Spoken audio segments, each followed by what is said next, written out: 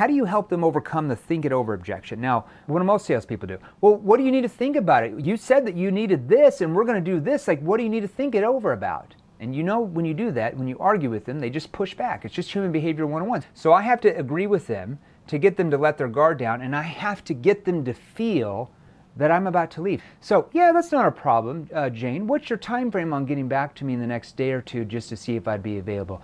Well, I don't know, I'm kind of busy, Jeremy. I'll call you back next week. Well, you know, I'm not quite sure I'd be available like that randomly with my schedule with other clients. What I can do though, if you have your calendar handy, I can pull up mine on my phone and have you book a specific time with me.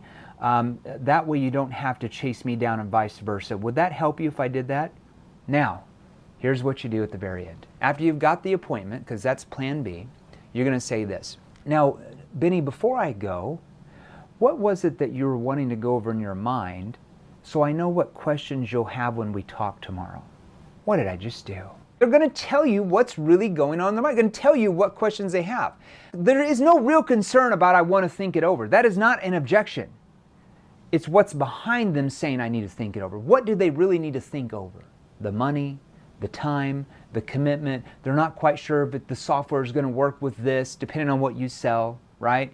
So once they tell you, then you're right there and you know what the real concern is and you can help them overcome it.